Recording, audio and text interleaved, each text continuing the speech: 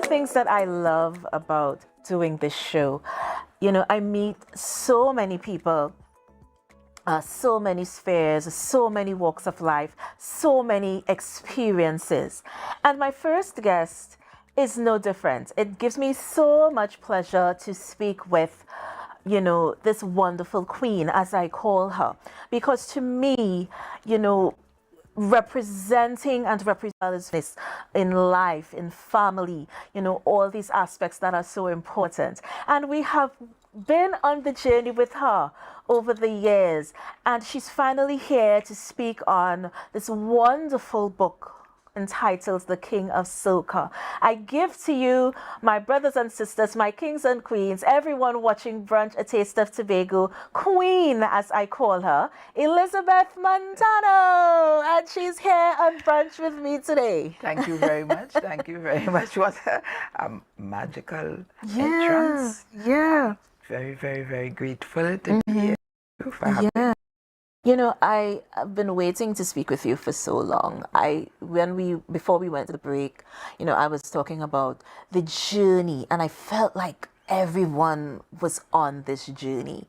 And what better way to really, you know, give us that insight than to put it into that literary world, that literary space.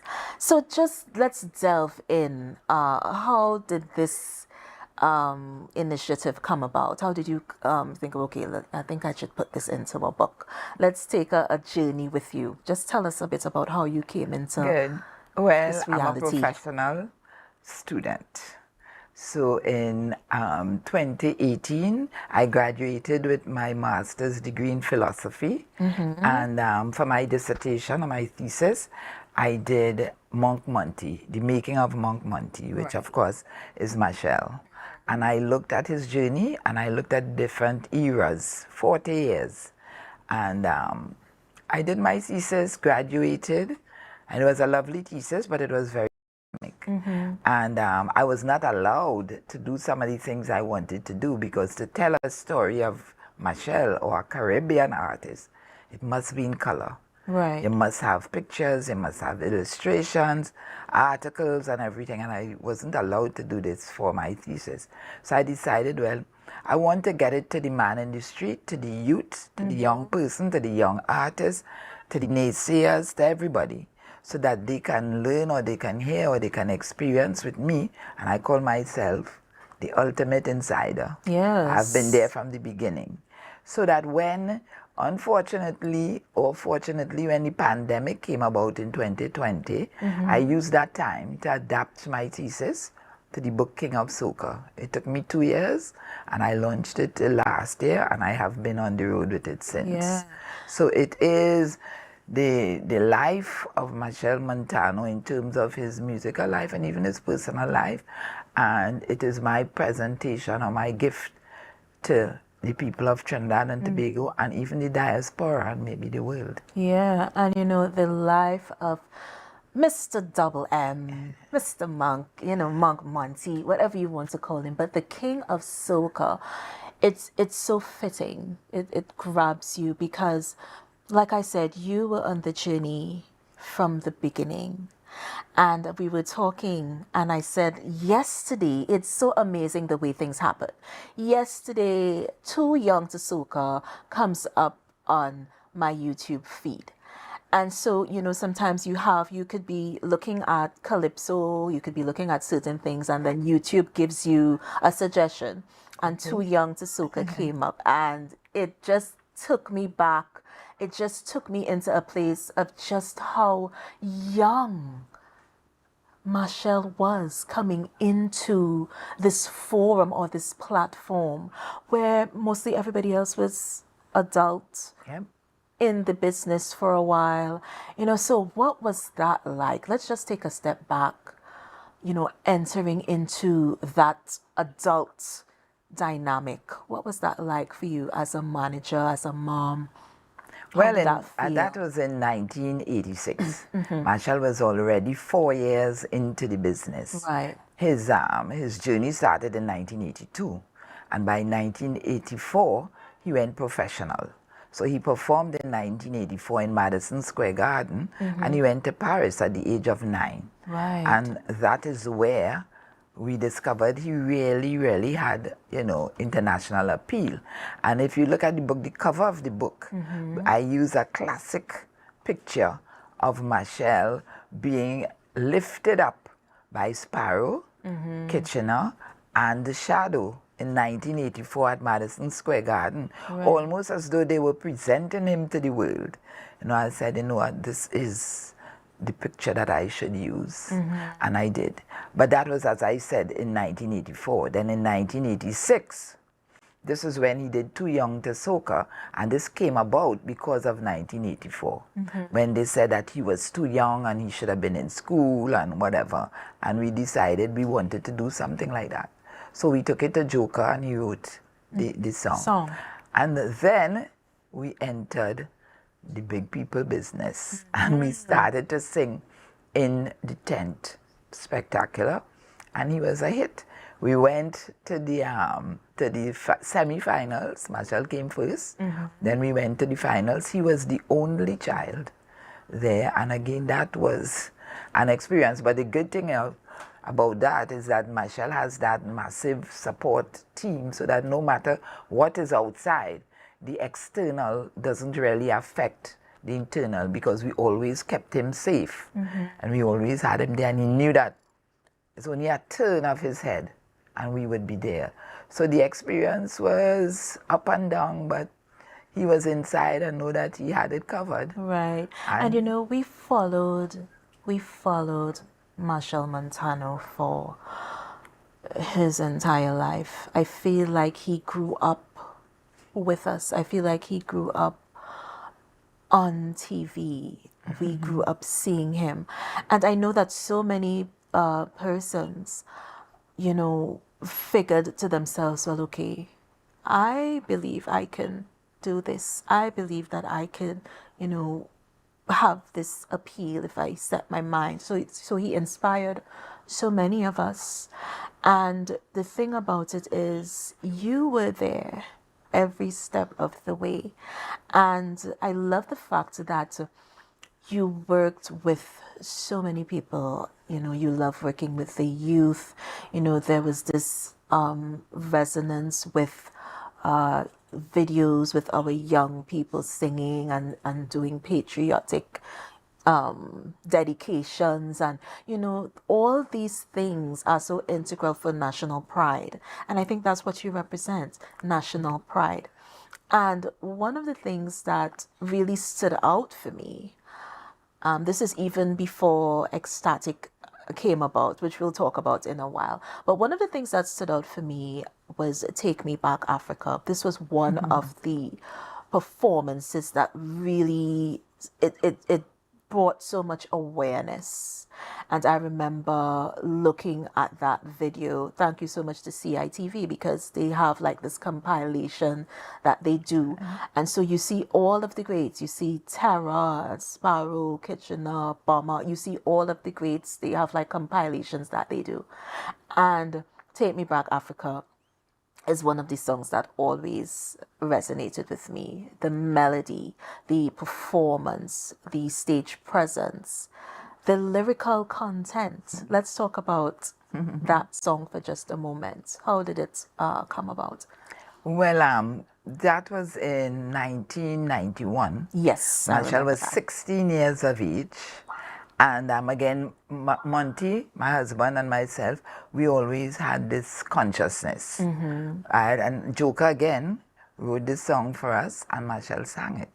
But at that time, the reach to Africa was something different. Not many people saw that, but we have always kept our children, in sync with their ancestry. Yes, and it took us how many years? Over 20-something years for this to manifest.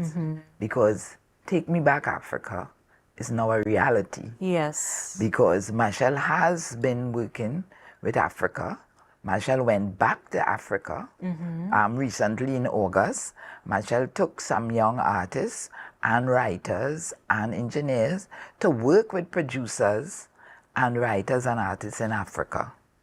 Then he did a song, not a song, well, an album. We Right. produced an album with Hugh Masekela just before he died. And I don't know if you remember this song where they say, meet me the meeting place, where Oh, we had yes. that show last year. Well, that's the song he did with Hugh Masekela. And he is working with Africans, bringing them, and he's going there. He does charity work, and so that this, after decades, is now coming to life. Yes. So it's never too late, and now that he's more matured, he is able to really look at that and make that connection with ancestry. Yeah, and it's so Yeah. important to make that connection. Yes. It allows you to come into a reality of your own. And so everyone has a different journey. Everyone is not the same. And sometimes, well, all the time, let me not say sometimes, all of the time, you come to a point where you have to take that journey. No one else can take it for you, no matter what anyone else says or demands or feels that they're, entitled to dictate what Yeah, you we do. all have different paths. We all have different paths, yes. And one of the things that I absolutely love about your family is because you always give back. You're always giving back. I love the work that you do with young artists. I love the work that you do with the youth. And like I said, I have been looking on for a very long time, and giving back is so important. Giving that space, providing that forum for artistic development is so important. And I love the fact that, like I said before, you were willing to work with the youth and you were there for this entire journey. So you saw all of the changes, all of the evolution, all of the, parts of the journey. Some are sweet, some are not so sweet, sometimes are so happy, sometimes are not. And as a mom, you've got to be proud of Marshall. Yeah. Well, I'm glad that you came to that point, because where you say that you like the idea that we give back, I think it is even more than give back. I keep telling people that we have made a very conscious effort to inculcate in our kids certain core values. Yes. Monty and I came out of the Black Power era. Yes. And that was in 1970, and our children were born in the 70s. One was born in 72 and one was born in 74. And we were in charge of a lot of young children in Siparia. My husband and I were teachers. So we taught them certain values at that time so that they could be proud of whom they are and they could also share. So we taught them the values of sharing, values of loving your own, the importance of education, Yes.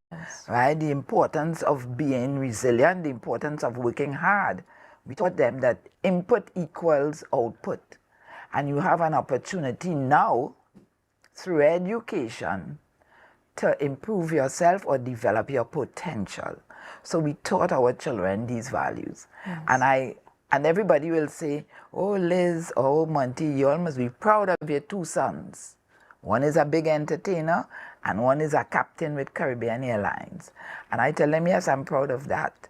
But what I'm even proud of is that the core values that we taught these guys, I see it manifest in them as men.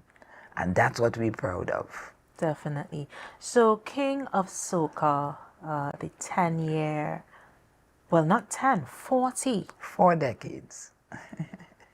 biography. And it takes me back, because then is where you realize, oh my gosh, He's been around. so long ago, and still doing so much. I know of so many entertainers internationally, regionally, who would have gotten their start with Marshall. And this is the quality that I'm alluding to in terms of giving and sharing. And there are people sometimes who have a craft, they have a gift, but they hone it and they hold on to it and they don't share, they don't express the fact that I want to leave this legacy with you. They don't do anything. So they have it, they hone it, and they keep on holding on to it, and then they And leave some the die with earth it. and it's gone with them. And that is something that we seriously, seriously have been addressing. I think the narrative is changing just a little bit. But in terms of King of Soca, Anne Mitchell Gift Auditorium, just remind us of the day and the date, because I know so many persons are looking on and they would want to be a part of it. So just remind us when we can come. I know it's the Anne Mitchell Gift Auditorium, but the day and time, just remind the viewers. Yeah, well, it's tomorrow, which Right. is November 30th. We chose this time. Michelle was 49 last Friday. Right. He's now celebrating 42 years in the business from the age of 7.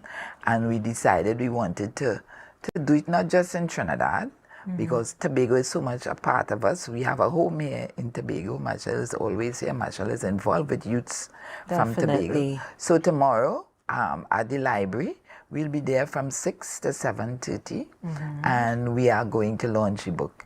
We are going to share those 4 decades, the early years, the Winer Boy years, Yes, sir. the HD high definition years, and the Monk Monte years.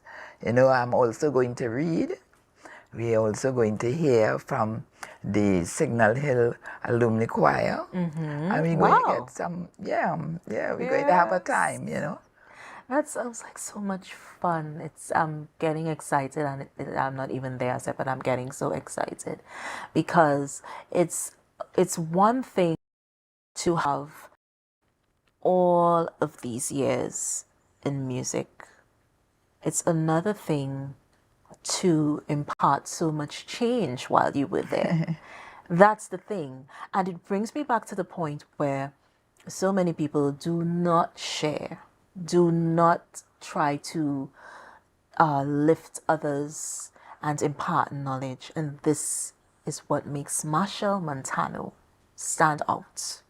This is what makes him stand out. Foundation, I go back. Yes. And you know, it's so important what we teach our children. Yes. It's so important what we impart in them. Core values, as you said, is so important. Yeah, it's vital. And you would have been a young mother in that time where Trinidad and Tobago was, you know, going through like a revolution. Yes. That Black Power era was like you'd say, that was a whole other vibe. Yeah, the oil boom. Yeah. So it you know, it helped to really shape what was being taught. Yes. What was home like? Was home like full of music all the time? Everyone is singing all the time. What was it like at home? Home was very structured. Yeah. Because, as I said, we were teachers, and we always had schedules, so that our children lived by a very strict schedule. But then they lived a normal life. Right. So you will see them playing football, you will see them running around barefooted, and you'll see them having friends over. Like our house was the place where the young boys like Farmer Nappy and they would come across, Right. and we would teach them and share things with them. I have kids right now still working for me, and I was their guidance officer in Superior. Right. You know, people like Peter C. Lewis, and then I have a very close assistant, Simone Bacchus. They have been there with us since the 90s. So our home was a place where the youths came, we had fun, and we took them places. We introduced them to Port of Spain, we took them to Tobago, we took them abroad and everything, so that to give them that experience. And we taught them the same things that we taught our children. And it all happened right there in our home. So we had a good time. Our children were involved in extracurricular activities, and that's where we discovered Marshall. Definitely. You know, so it was a happy home. Yeah. And on that note, we're going to take a break. We're going to be right back with more Brunch, a taste of Tobago. Please Stay with us. I love you. I love you. I love you. You are wonderful. We're going to be right back with more from Elizabeth Montano. See you guys soon. Back. We are back. We are back with Brunch, a taste of Tobago, the king of soca. Now the name is so fitting to the person that it's about. And this is one of the things that I love, that you can have so much experience and put it into writing. This is a wonderful, wonderful, wonderful thing. So we're back with my Auntie Liz, and I'm thinking about all of the evolution that took place. So we had the ecstatic years, and then we went on to HD. I have it correct? Well, we started with the Panasonic years. Okay, Panasonic. right. Because we lived in a village called Prana Homes, meaning a breath of life. So we had Panasonic. And then from Panasonic, we went to Ecstatic, which is an acronym. Right? A lot of people don't know, and they spell it XTATIC. Right. But I always correct them. It's XTATIK. The X came from the Panasonic Express, and the TATIK came from Trinidad and Tobago International Kings. And when you talk about ecstasy or to be ecstatic, one of the meanings is a musical rapture. So that is how that name came about, and Monty, my husband, gave that name to the band. And we went on to Ecstatic, then we went Ecstatic 5.0, and then we went on to HD. HD was in 2007. Again, that changed. Marshall had the early years, and then the Winer Boy, and then in 2007, even before the world or people were very aware of HD, he became the first human HD. Right. Because he read about it, and he knew about from analog to digital, because he is a recording engineer by profession. Right. He studied in the 90s. So he was able to take that up very quickly and transform his band from analog into digital. And we went from 2007 to 2014, when he was becoming more matured. And he went into Monk Monty. Again, Monk is another acronym, Movement of New Knowledge.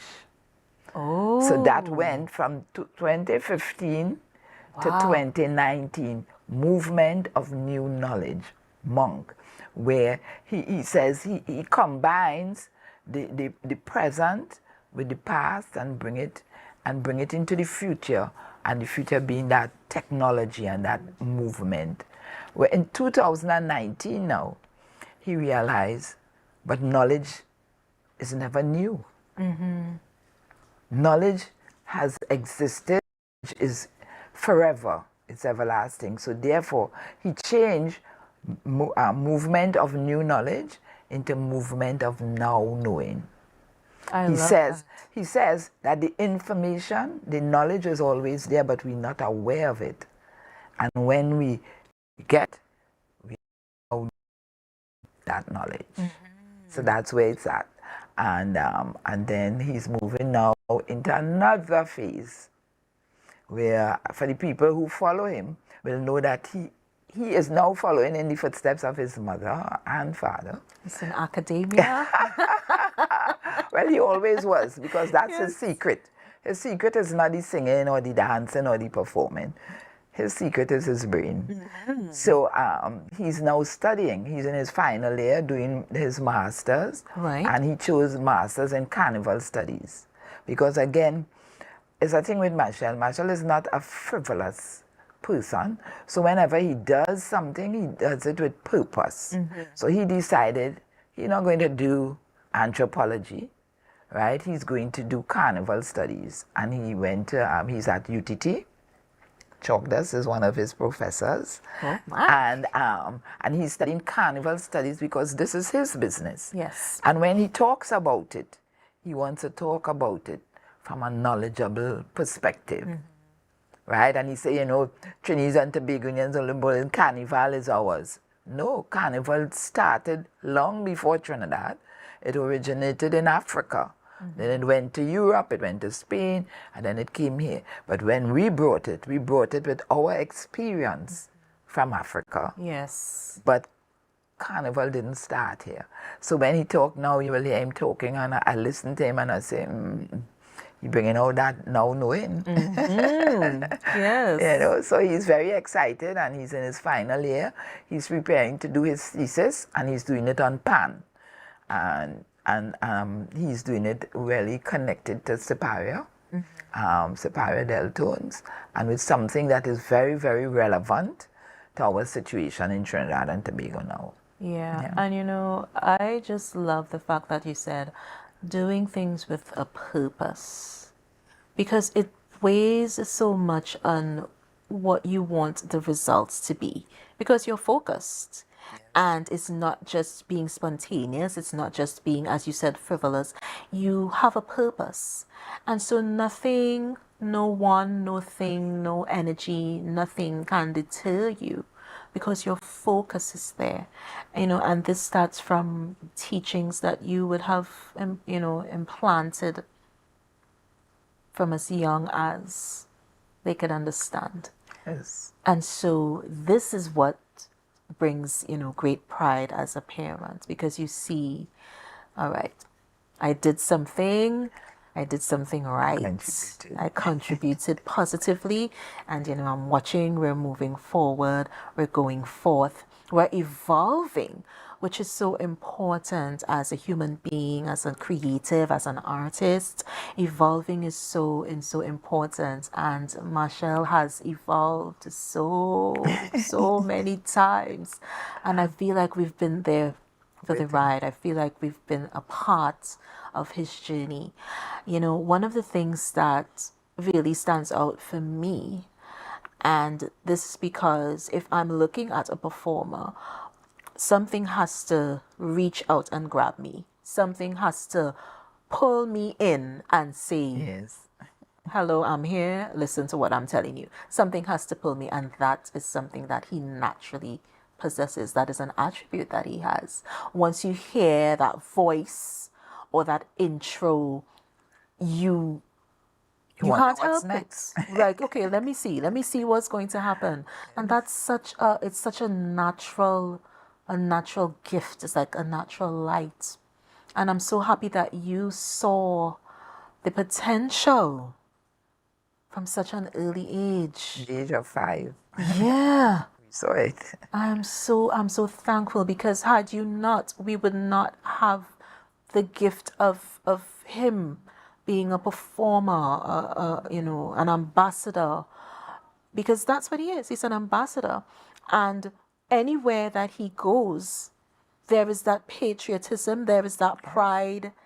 You know, the way he mentions Trinidad and Tobago, make sure and, you know, sound out all of the syllables, and you know, so it's something that I personally I take notice of.